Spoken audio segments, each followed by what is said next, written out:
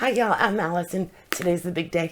I'm gonna finally find out who did it in Murder in the Family by Cara Hunter. Been having so much fun with our Start and Stop buddy read, and today it is going to all be wrapped up.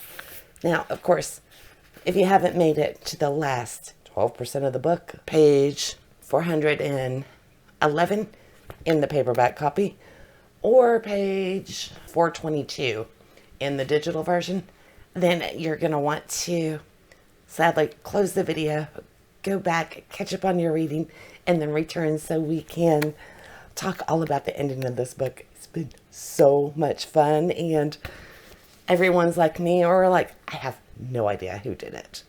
There were a couple of good theories thrown out there, though. And one is that Nick, their producer, by the way, this is Live a Thousand Lives, thought of this one. What if he's Caroline's missing son? I thought that was a great twist, because that would give him a reason for the apparent vindictiveness that he seems to have towards this panel, because that just got brutal in the last one.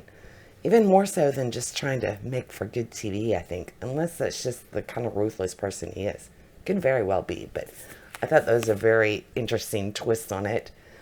So Stacie L thinks that, the episode was delayed to get the DNA results, and I definitely agree with that. And of course, we're talking about JJ, our forensic expert. He might very well be Caroline's son. At least that's where it's trying to point you in that way. So Nick did say that some people are there just simply for coincidence. So maybe he's a coincidence and Nick is the actual missing son. I have no clue. I do want to know who did it. I've been thinking about it all day, trying to figure out who is the most likely. And when you factor in how brutal and personal the attack on Luke was, I have almost eliminated everybody that's on the panel.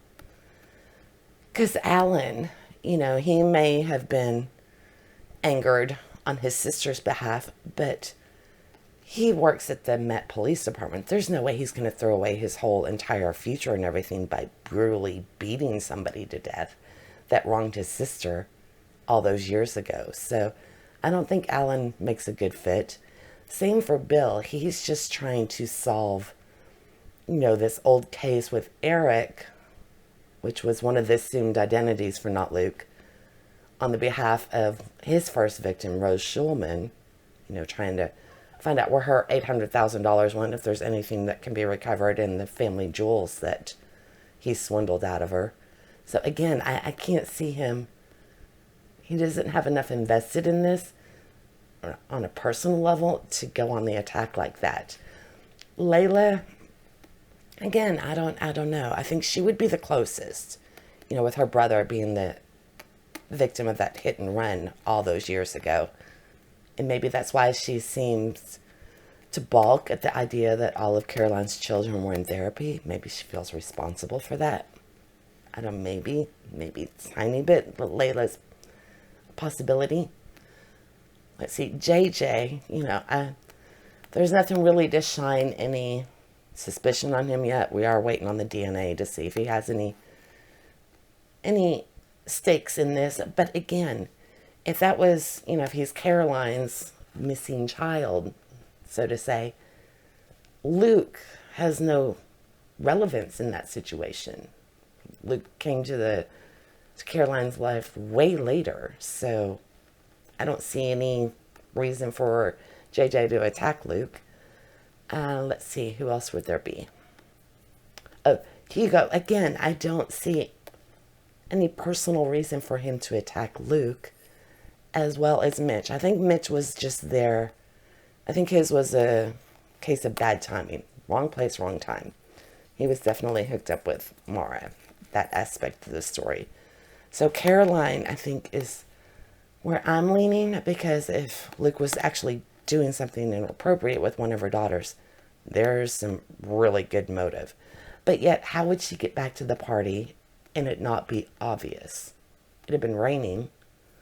As brutal as the attack on Luke was, she would have been, there would have been evidence all over her, or she would have had to change clothes, which somebody would have noticed. So I have no idea, which is why I can't wait to get back in here. So I am just going to dive right back in and finally find out what happens. maybe there'll be a crucial piece of evidence that is presented here towards the beginning of tonight's session that will make everything go, aha. Otherwise, I'm clueless. No idea. All right, we're not going far today. We're just going to go in the corner because everybody's home doing their thing. And, I don't want to bring my whole household to a screeching stop just so I can record a video. But if there was a reason to do it, this would be a good one. Okay, let's go get settled and begin reading. Ooh, that was a long trip. That was really hard. Okay. Time to find out what happened. I cannot wait. I need reading glasses. It would help. By the way, I think it's just too adorable. Tamara's den, she really struggles with the drawn-out reading schedule that we're following for our Start and Stop Buddy Reads. So she made it to 2 stops and then went ahead and read to the end. So she's just kind of sitting back going, ha ha. I know. She's having fun seeing us guess our way through because she's got all the knowledge. So I think that would be a fun angle to this as well. Oh, I didn't expect it, but we have Finley. Okay. Apparently he is going to sit in my lap. I wish his light worked. He's just after the bookmark. I put this one on the table.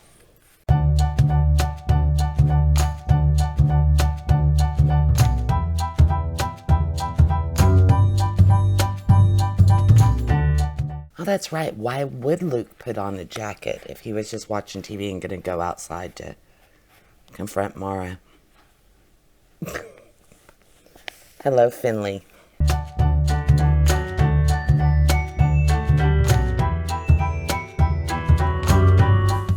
No. I don't want him to choke on those beads.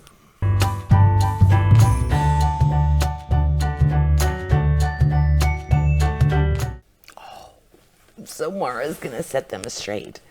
So, with her leaving the movie, she would have been home in time to witness it, to see what happened. It certainly did seem like Alan is convinced that Mara did it. He kept trying to make things work under that scenario. With saying that Mara showed up when Luke was looking for the keys and all of that stuff. He seemed to be working really hard for that angle. So Nick's claiming that they know police couldn't solve it for 2 decades, but his show has solved it. And that happens right when Mara walks in. Dun, dun, dun. Wow, she is pissed. I can't say I blame her. Yeah, Alan's being really hostile towards her. I don't know that I believe that it's warranted. Okay, so she said that they weren't assaulted by Luke. I really hope it doesn't go that way. Because like she said, it's not everything ends in that. How is she supposed to do that? The bloody washing machine was already on. Somebody already had it on. Oh, it's all going to come out, I think. I feel like I'm never going to get past whatever I got sick with. Well, I'd rather it happen before the holidays than during. Mara breaks down crying. I wonder if this is really what happened.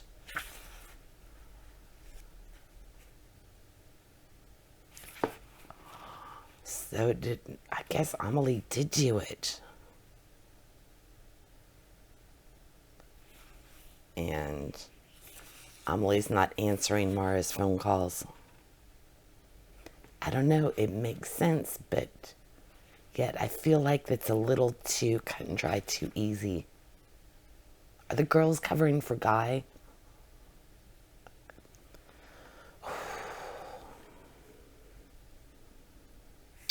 So they didn't necessarily pause the show to run the DNA. They paused it so they could have an arrest at the end. Yeah, I thought they had broken the case. They thought that was it. They were wrong, not by a long way. I figured it was too easy. So Caroline's been diagnosed with Alzheimer's now. I'm still waiting for another shoe to drop. They're all back around the table now, talking about case panned out at the end, and guy's on satellite over with his mom. And JJ's impressed with how good the girls covered it up, preventing the police from solving the case. And he goes saying, maybe a bit too good. Yeah, I think there's something there. Yeah, okay, so Hugo's pointing out there are some loose ends. The black denim jacket Luke was wearing. That's right, we never found out about that mystery phone call. So Hugo's not letting go of the fact that Nick put on a jacket before going outside. And if he was just following Mara for an argument or whatever, he wouldn't have put on the jacket first. Yeah, and Amelie doesn't have any injuries. Yeah, if it was so violent that her hair got caught in his jacket, she would have been bruised or something, a scratch. So they've got audio of two women speaking, the two sisters. Are they covering for Guy? Amelie thought she was covering for Mara. Wow, so if they had both said something to each other, they would have realized neither of them did it. So did Guy do it? Is that why Guy is so visibly upset? Because he knows that his sister is going down for something he did? Oh, wait. Amelie didn't say that about Mara, did she? Yeah, Amelie thinks Guy did it.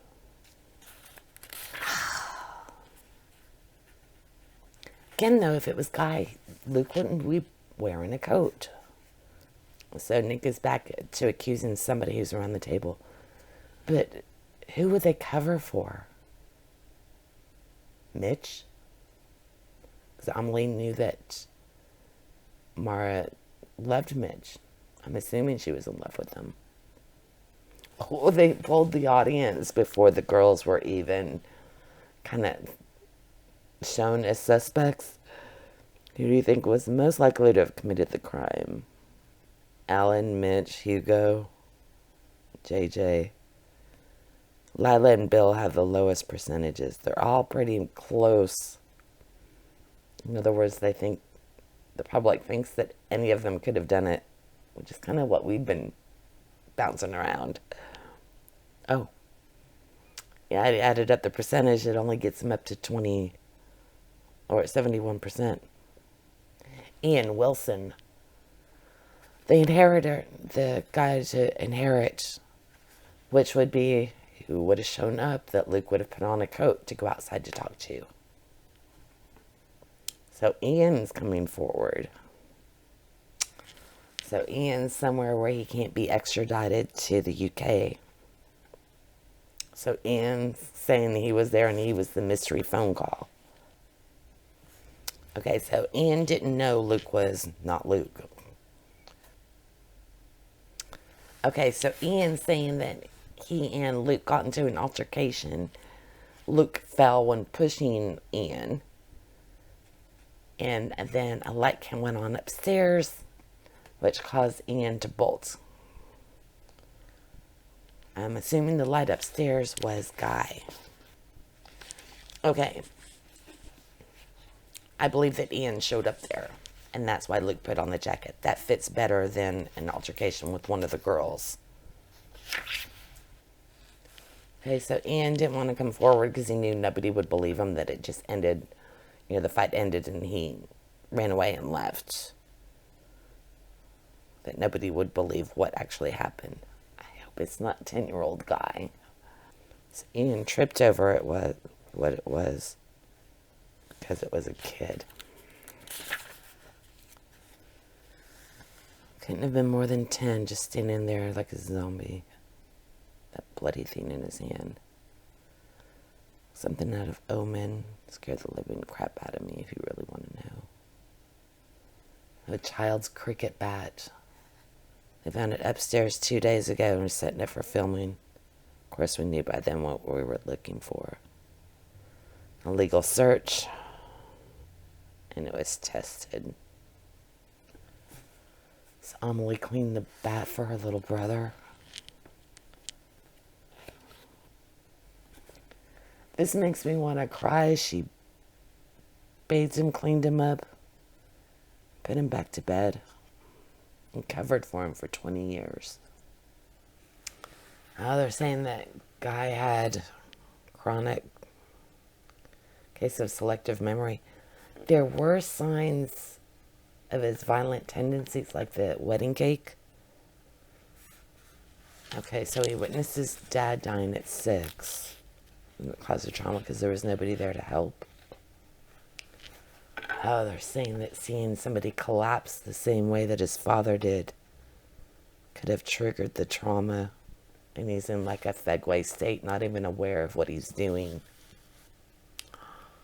Okay, it makes sense. Luke got in the way. He took his father's place. I wonder if... I hope Guy hasn't done anything... Damn, I got chills from them playing the guy's little speech at the beginning on why he was wanting to do the show. That his family's been living under it for 2 decades.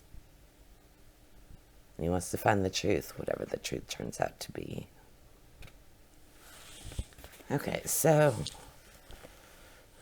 Bill wrote to Dave Schulman. Oh, okay, about trying to find the money. So Bill is still trying to find the $800,000 checking Swiss bank accounts and whatnot. Although he's having trouble tracking down Rebecca, Jonah's sister. And it also looks like from that letter that they're not going to prosecute Guy because of his age when the crime happened, the mental health issues, and etc. Oh, he's found dead. That's what I was afraid of. Howard had an apparent heart attack. I wonder if it was that drug that was mentioned earlier. So there's a red-headed woman in glasses and a nurse's uniform going into the house. Was Guy killed? Is this Rebecca? She wouldn't be redheaded, so would she? It was Rebecca because they found Guy's watch. Because there were things missing. Knew it.